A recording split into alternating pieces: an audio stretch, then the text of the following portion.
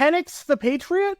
I mean, it sounds like the long-lost cousin of Pat Patriot, but in terms of the quarterback going to the Patriots, yeah, I wouldn't bank on it anytime soon.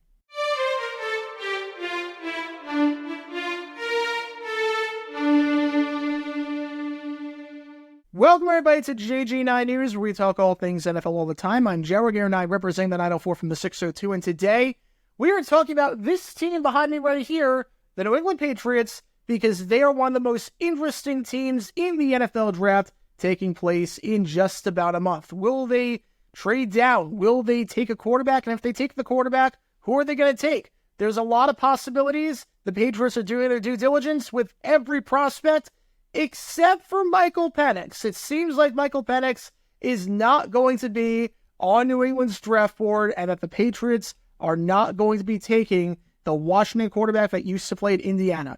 Penix is going to be 24 years old, 6 years in college, finished second in the Heisman voting in 2023, behind LSU quarterback and former Arizona State quarterback Jayden Daniels. Penix finished his college career with 13,741 yards and 96 touchdowns. Last season with the Huskies, 65.4% completion, 4,903 yards, 36 touchdowns, 11 picks. He didn't look that good in the national championship, but he got Washington there in the first place by leading the NCAA and the Pac-12 in passing yards. And you would think with all this talk about the Patriots and their obvious need at quarterback, especially because they traded Mac Jones, they gave up on him. He is now Jacksonville's problem. Whoop-de-doo.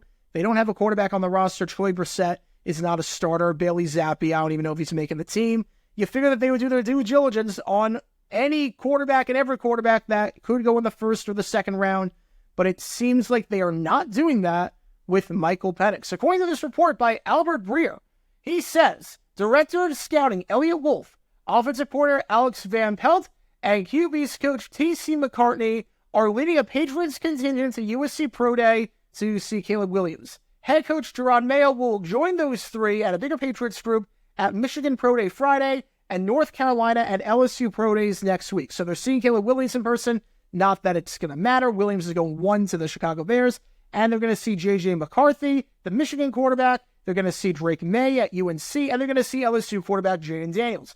However, they are not going to Washington, because according to this report by Alex Barth, Michael Penix is the only top QB whose pro day the Patriots' main decision-makers won't be attending. He's also the only top quarterback who said at the Combine he hadn't met with the Patriots. Now, yes, Penix's pro day is the same day as Drake Maye's pro day, but you would think if you were interested in Penix in the slightest bit, that you could at least divvy it up and send some contingency to Washington to take a look. But they are not doing that. They didn't speak with him at the Combine, not attending pro day. You might be saying, well, is this some giant smokescreen? Because we don't know with Drake Maye if he takes stock in pro day and if he takes stock in meeting with guys at the Combine, because we don't have a sample size. This is first year as head coach.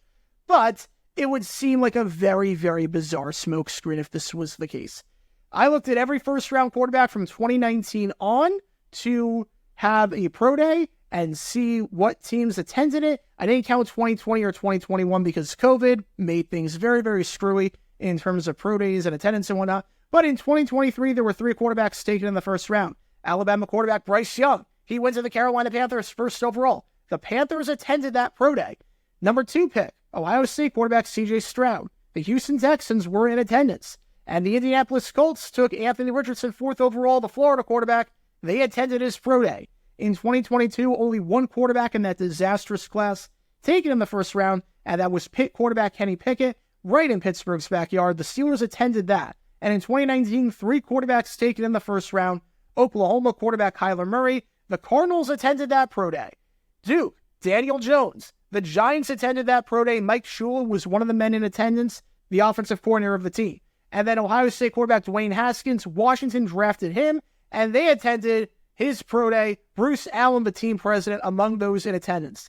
It wouldn't really make a whole lot of sense to smokescreen by not attending a pro day. You smokescreen by not using one of your 30 official visits on a guy.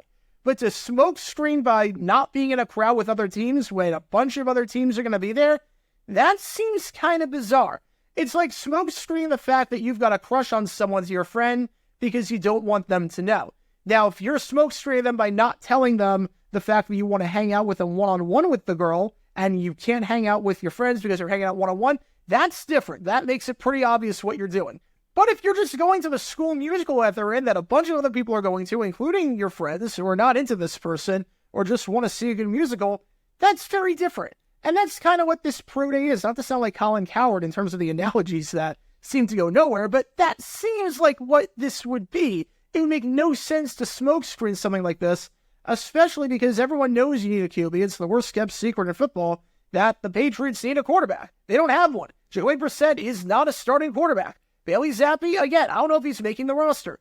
If anything, you screw yourself over by smokescreening by not doing your due diligence. You screw yourself over, if that's the case, by not meeting with him at the combine, by not attending pro day, by not visiting with him. You don't really know what you have in him. You don't really know what you have in him. Especially because, again, you didn't meet with the Pats at the combine, and Penix said that the Pats were the only team that didn't meet with him. So, what does this mean? Well, it means, in all likelihood, they are not interested in the slightest bit in Michael Penix. If they are, it would be one of the craziest smoke screens of all time, because they have shown no interest whatsoever, and it wouldn't be smart to do this for a guy that you might draft in the first round or the second round when you desperately need a quarterback, the most important position on the team. It means one of two things. Patriots, they might not be trading the pick. It could mean the Pats are staying put at 3. They're not going to listen to any offers from the Minnesota Vikings where they want to trade up. They're not going to listen to offers from other teams that might want to get into that top 3 and get whoever is left between Drake Maye and Jayden Daniels. They might just stay with the pick. They know the guys on the board. They're like, look, we know that McCarthy will be there. We know that Maye is going to be there. We know that Daniels is going to be there. One of those guys is going to go off the board, but 2 of those guys will be there, and we're attending those pro days. We know that those are our top 4 quarterbacks, and we want to see them in person, and we're not trading down, and we don't want to look at Penix because why do we need to take Penix if we're going to stay put at 3? And we don't have him in our top 4. There's no reason to take him at that point. Or what this could mean is that if the Patriots do trade the pick and go down, look for them to take a guy like Bo Nix out of Oregon, and they would not be taking Penix. Based on everything that we've seen for precedent over the past few years in terms of teams attending pro days and then drafting quarterbacks in the first round, based on that, based on the fact that the Pats have shown no interest whatsoever in Penix, it looks like Michael Penix will not be a New England Patriot, regardless of whether or not the Patriots trade the pick. But what are your thoughts on all of this? Do you think Michael Penix will be a good quarterback in the NFL? What do you think the Patriots are going to do with that number 3 pick? Drake Maye, Jayden Daniels, JJ McCarthy. Will they trade down? Where do you think Michael Penix ends up in terms of team? Do you want Michael Penix on your team? And what draft pick do you think Penix goes? Do you think it goes first round, second round? Let me know all your thoughts down below. That's going to do it for this episode of JJ9 News. Be sure you like and subscribe. It helps the channel out a lot. And be sure to check out my main channel, JaguarGator9, where we talk all things NFL history all the time. Until next time, this is JaguarGator9 signing off. And as always, go Jags.